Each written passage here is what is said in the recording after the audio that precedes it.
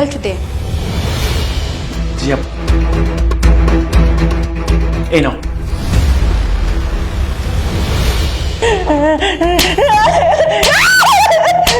তোকে আমি শেষই করে ফেলবো, তোকে পালতে পালতে আমি পুরো শেষ হয়ে গেছি। সারাটা দিন তোর সেবা যত্ন, এই লাগবে সেই লাগবে কত কিছু। তোর ছেলে তোকে আমার ঘরের উপর চাপাই দিয়ে গেছে। এই বুড়িটা দেখতে দেখতে আমার জীবনে পুরো নষ্ট হয়ে গেল। মরে যেতে পারিস না। তোকে আমি কতবার বলছিলাম সকালবেলা নাস্তা রেডি, চাই মানে চাই। তুই কেন নাস্তা রেডি করলি না? বৌমা, তোমরা দুজনে মিলে আমার যে অত্যাচার করতেছো না, আমার বলে আমি সবকিছু করে দেবো, সবকিছু।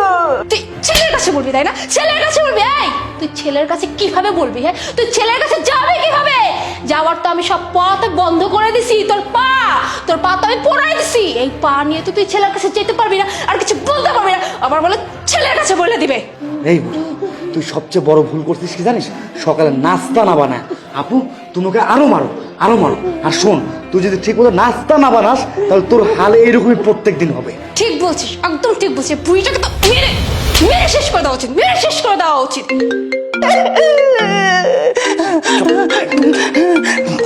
একদম চুপ। তোর ছেলে ফোন দিচ্ছে, একটা যদি তোর আওয়াজ আমি শুনছি না, তোর থতমা বাড়ায় কিন্তু এর উপর মারবো। হ্যালো, কেমন আছো? এই তো আমি ভালো আছি, তুমি কেমন আছো? আমি ভালো আছি। আচ্ছা, মা কেমন আছে? মায়ের খেয়াল রাখতেছো ঠিকভাবে? মা, হ্যাঁ মা তো বেশ ভালো আছে। আর মার খেয়াল তো আমি রাখি। মা কখন কি খাবে না খাবে, কখন গোসল করবে, কোন ওষুধ কখন খাওয়া লাগবে, সব কিছু আমি টাইম টু টাইম দেখছি। তুমি একদমই চিন্তা করো না আমাকে নিয়ে। একটু মাকে দাও না আমার সাথে কথা বলে। মা মা ও আগে হয়েছে কি, ওই যে মা প্রেশারটা না বেড়ে গিয়েছে বুঝছো। আমি কিছুক্ষণ আগেই মাকে প্রেশার ওষুধটা খাইয়ে মাকে ঘুম পাড়িয়ে দিয়েছি। আর এখন যদি আমি মার কাছে গিয়ে মাকে তুলে ফেলি তাহলে মার শরীরটা খারাপ হয়ে যাবে না। মা ঘুম থেকে উঠুক, তারপর না কথা বলে দেবো। ঠিক আছে। আচ্ছা ঠিক আছে। ও শুনুন আরিফ, একটা কথা বলছিলাম কি, মাকে তো দুদিন আগে ডক্টরের কাছে নিয়ে গেছিলাম। তো ডক্টর হচ্ছে বেশ কিছু মেডিসিন অ্যাড করেছে বুঝছো। আর তুমি তো সংসারের খরচ পাঠাবাই, তো বলছিলাম কি যদি ওই এক্সট্রা যে মেডিসিনগুলো দিয়েছে ওইগুলোর টাকা যদি তুমি এক্সট্রা একটু পাঠাতে ভালো হতো আর কি। ঠিক আছে।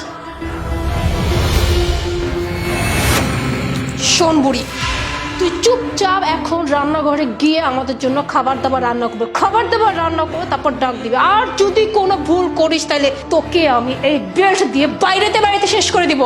বৌমা, তুমি তো গরম পানিতে আমার পা পুরাই দিছো, আমি তো হাঁটতেই পারবো না, আমি কেমনে রান্না করবো? সেটা আমার দেখার বিষয় না, তুই কিভাবে কি করবি না করবি। চুপচাপ রান্নাঘরে গিয়ে আমাদের জন্য রান্না করবি, কেমন? এই ছাড় ওকে, চল। আপু যেটা বলবো সেটা ঠিক, না হলে তোর অবস্থা এরকম পারবা।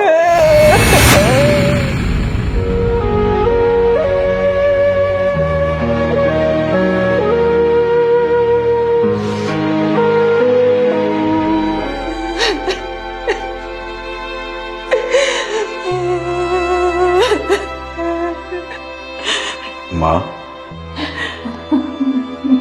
বাবা, তুই? মা তোমার এই অবস্থা? বাবা, বউ আর ওর ভাই দুজনে মিলে আমার এরকম করছে। আমার তো পা পুড়ে দিছে গরম পানি দিয়া। বাবা, আমি দাঁড়াইতে পারতেছি না। মা, আমি সব দেখছি, কিন্তু মা আমি এটা বুঝতে পারতেছি না, তোমার সাথে এত অন্যায় হয়েছে, তোমার উপর এত অত্যাচার হয়েছে, তুমি আমার একটাবার জানাইলা না, আমার একটা ফোন দিতে পারলা না। বাবা, কেমনে ফোন দিব? বৌমা তো আমার ফোনটাও কাইরা নিয়ে গেছে, তাই তো আমি তোর কিছু কইতে পারিনি। আরো কি কইছে জানোস? যদি আমি এসব তোর কাছে কিছু কই তাহলে ওরা দুজনে মিলে তোর বলাইব। আর তুই ছাড়া আমার এই পৃথিবীতে কে আছে বাবা? কেউ নাই, কেউ নাই। বুঝতে পারছি, চিন্তা করো না মা, আমি তো আছি, তুমি আসো। দেখছো বুড়িটারে এত মারলা, তারপর শিক্ষা হলো। আমার খিদায় পেটটা চুচু করতেছে, এখনো খাবার নিয়ে আসেন, আমার কোনো খবর নেই। একদম ঠিক বলেছিস। ওকে এত মারলাম, ওর পাটা পর্যন্ত পুড়িয়ে দিলাম, তবুও শিক্ষা হলো না। আসলে বুড়িটাকে না ফেলাই উচিত, বুঝতে পারলি? একদম জীবনটা আমার টানা টানা করে দিল। দাঁড়া, আমি এখনই ডাক দিচ্ছি। এই বুড়ি, কই মরে পড়ে আছিস রে? কতক্ষণ হলো, খাবার নিয়ে আয়।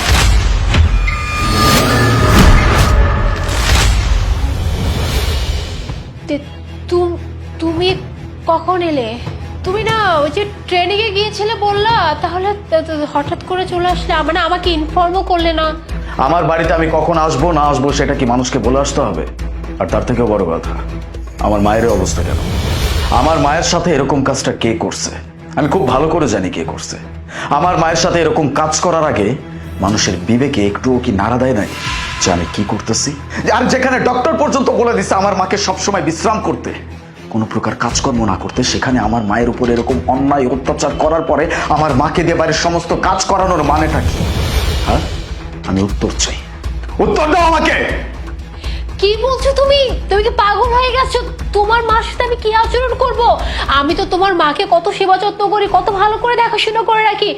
আচ্ছা, বুঝতে পারছি তোমার মা বোধহয় তোমার কাছে আমার নামে বানিয়ে বানিয়ে কিছু বলছে, যাতে করে যে আমাদের মাঝে সম্পর্ক নষ্ট হয়ে যায়।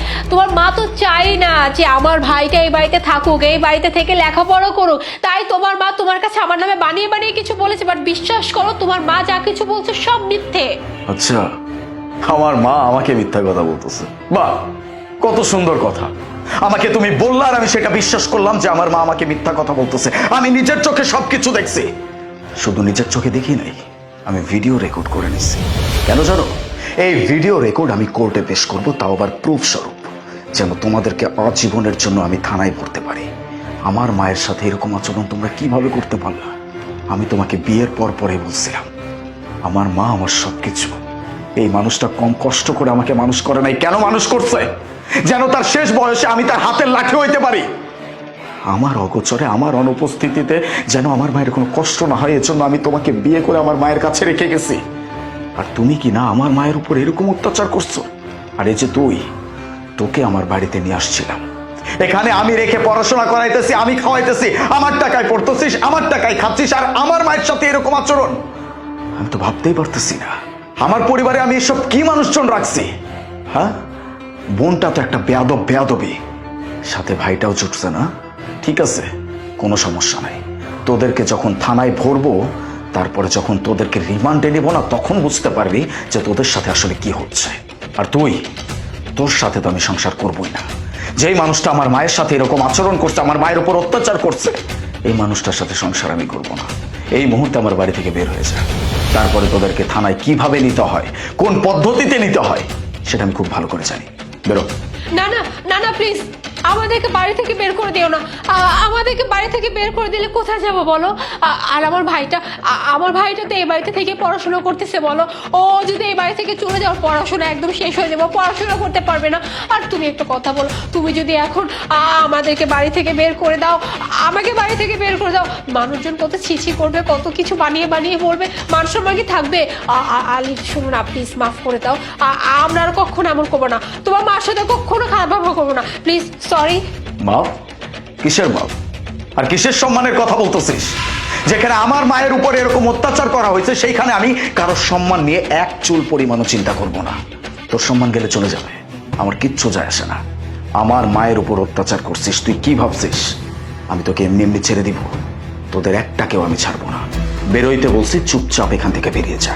ভাইয়া প্লিজ এইভাবে আমাদের তাড়িয়ে দেবেন না ভাইয়া, হাত জোর করে বলছি ভাইয়া। নাহলে আমার পড়াশোনা নষ্ট হয়ে যাবে, আমি কোথায় থাকবো, কি করব, কি খাবো? আমি তো এখনো ইনকাম করতে পারি না ভাইয়া। আমার পড়াশোনা নষ্ট হলে আমার সব শেষ হয়ে যাবে, আমার স্বপ্ন শেষ হয়ে যাবে ভাইয়া। ভাইয়া হাত জোর করে আবারও বলতেছি ভাইয়া, আমাদের দুই ভাই বোনকে মাফ করে দেন। আমরা আন্টিকে সেবা যত্ন করবো, আন্টি যা বলবে তাই শুনবো ভাইয়া। আন্টি একটু বলেন না ভাইয়া, আপনি যা বলবেন তাই শুনবো। হ্যাঁ, আমি এই যে প্রমিস করতেছি, আমি আর কোনোদিনও মার সাথে উঁচু স্বরে কথা পর্যন্ত বলবো না। প্লিজ মাফ করে দাও। বাবা, ওরা ওদের ভুল বুঝতে পারছে, তুই ওদেরকে ক্ষমা করে দে। ঠিক আছে, আমার মায়ের কথাই আমি তোদেরকে ক্ষমা করে দিচ্ছি, কিন্তু একটা কথা কান খুলে শুনে রাখ, যদি আজকের পর থেকে আমার মায়ের সাথে এরকম আচরণ করার কোনো প্রকার চেষ্টা তো অনেক দূরের কথা, চিন্তাও করছিস, জানে মেরে ফেলবো সবগুলাকে। চলো মা।